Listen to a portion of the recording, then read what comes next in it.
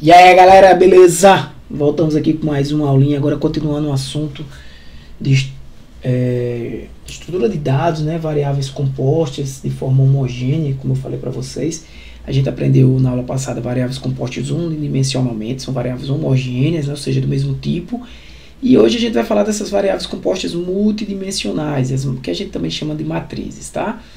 Em seguida a gente vai praticar um pouco mais delas para depois entrar nos assuntos seguintes. Então, aqui eu passei por esse conteúdo já com vocês, né, do conceito de vetores, a gente discutiu na aula passada, e entendemos o que é um vetor, né, essa estrutura unidimensional. A grande diferença de um vetor para uma matriz é que uma matriz ela é multidimensional, e a gente aqui vai trabalhar com duas dimensões. Então, vamos variáveis compostas, né, que são vários valores, de forma multidimensional, mais de uma dimensão.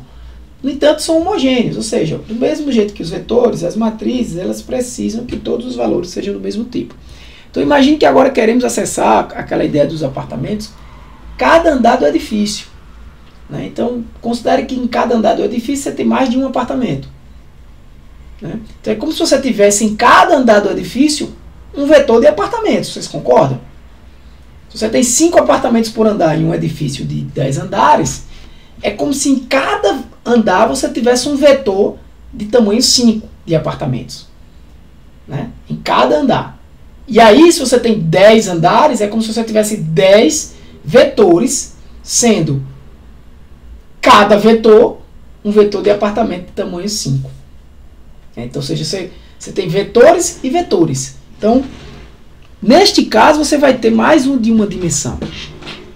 Ou seja, para eu acessar o apartamento agora, eu não preciso só do andar. Antes eu considerei que o edifício tinha um apartamento por andar. Então, se eu quero acessar o apartamento do primeiro andar, eu ia no prédio índice 1. Prédio índice 2, eu vou para o segundo andar e assim por diante. Mas agora, eu quero acessar um apartamento do primeiro andar, mas é o apartamento 01 do primeiro andar. Então, eu tenho que ir no prédio índice 1, que é o andar, índice 1, que é o apartamento 1 daquele andar.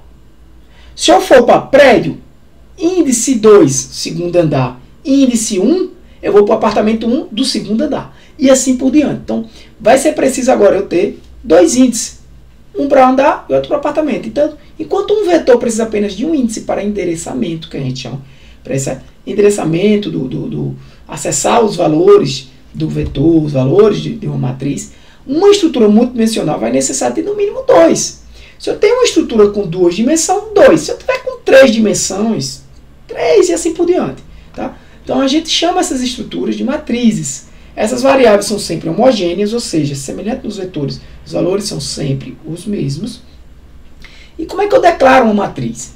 Aqui, ó, eu digo que tipo identificador, ou seja, o nome que eu vou dar a essa matriz, né, é uma matriz de limite 1 até o limite final de 1 e limite 2 até o limite final de 2. Ou seja, se eu tenho uma matriz de 2 dimensões, eu vou ter LI1 e LF1, LI2 e LF2, que são os limites, né? Imagina aí uma tabela é como uma matriz. Você vai ter o limite do número de colunas e o número de linhas definidos, né? O número de colunas e o número de linhas de um tipo aí primitivo, né? Então, LI1 até LF1, LI2 até LF2 são os limites dos intervalos de variação que um índice pode ter. É muito cuidado na hora que você, por exemplo, você define aqui que sua matriz é 10 por 10, tá? Para facilitar. Então você vai ser que é de 1 a 10, de 1 a 10. É isso?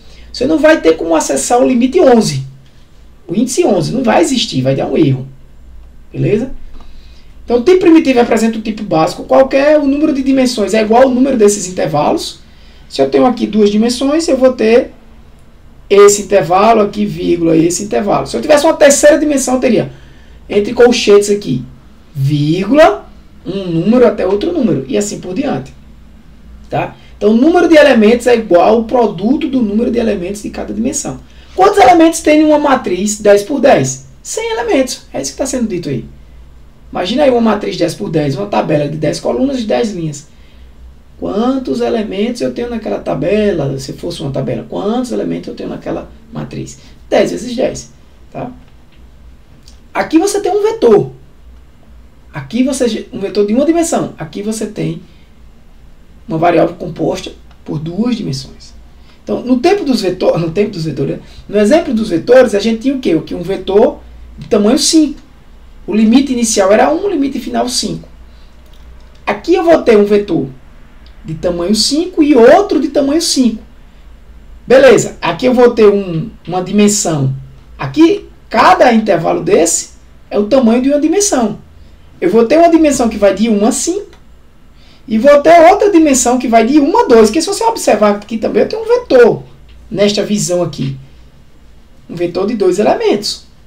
E aqui eu tenho um vetor de 5 elementos. Então isso é a matriz, que vai de 1 a 5 e que vai de 1 a 2.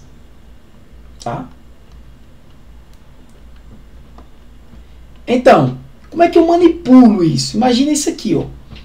Aqui eu tenho uma matriz 5 por 5, para facilitar. Como é que eu acesso esse elemento aqui? Aqui eu tenho índices de linhas, tá? E aqui eu tenho os índices de colunas. Tá? Então, como é que eu acesso esse elemento aqui? Este elemento, eu vou chamar isso aqui de matriz emissala, é o elemento 2, 3. Antes, eu acessava só um índice. Se você observar, você tem um vetor aqui, um vetor aqui, um vetor aqui, um vetor aqui, um vetor aqui. 5 vetores, cada vetor de 5 elementos. Se eu tivesse tamanho 2 aqui nas linhas, eu teria 2 vetores de 5 elementos. Cada vetor. Né? Seria 2 vezes 5, 10 a quantidade de elementos. 1, 2, 3, 4, 5, 6, 7, 8, 9, 10. Aqui eu tenho 25 elementos. Esse elemento aqui é 2, 3. Não confundir, sempre o número da linha primeiro, tá? Então é a emissala, que é o nome dessa matriz, que eu dei aqui. Elemento 2, 3. São vários exemplos que você pode utilizar para salvar valores aqui numa matriz. Imagina aí os cálculos que você fez quando você estudou matrizes, né, na escola. Você pode utilizar soma de matriz. Como é que você somava uma matriz? Faça um algoritmo para somar, faça um algoritmo para multiplicar. Tá? Então, esse é o elemento 2, 3. Então, para acessar um elemento de uma matriz bidimensional, ou seja, de 2 dimensões, é preciso identificar 2 índices, linha e coluna.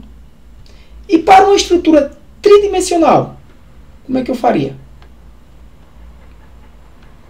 Uma estrutura composta multidimensional é, na realidade, um conjunto de vetores que são determinados por cada intervalo que compõe o tipo de matriz. Os elementos de um vetor podem ser acessados através de um laço de repetição. Para a estrutura tridimensional, você teria 3 índices. Tá? Você teria 3 índices. A gente vai trabalhar aqui os exemplos apenas até 2. Você teria um terceiro índice. Simplesmente isso. Então, os elementos de um vetor podem ser acessados através de um laço de repetição. Isso aqui é um macete. Como é que eu acesso um elemento de um vetor? Eu peço para variar de 1 até o tamanho daquele vetor. Se um vetor tem tamanho 5, perceba, eu estou falando de matriz, não, estou falando de vetores. Vetores de tamanho 5, então eu peço para um laço de repetição que varie de 1 até 5. Ah, mas se for uma matriz de tamanho 5 por 5, então você varia de 1 a 5, e dentro desse laço de repetição você faz outro laço de repetição que vai variar também de 1 a 5. E aí o laço interno vai rodar 5 vezes e interagir 5 vezes até que completa esses 5 elementos, mas o laço externo vai continuar valendo 1. Ainda vou estar, digamos que, na primeira linha da matriz. E aí depois que ele passa para a próxima linha da matriz, a variável de controle aí vai para 2, eu vou iniciar novamente o laço interno.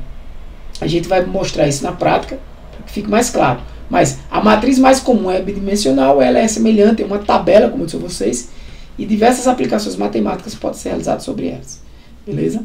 Então, na próxima aula a gente vai trazer exemplos de implementações, de vetores, de matrizes, para que fique mais claro isso na prática.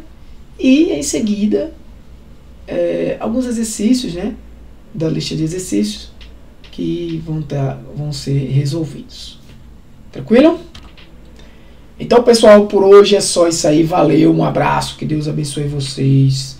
Fui!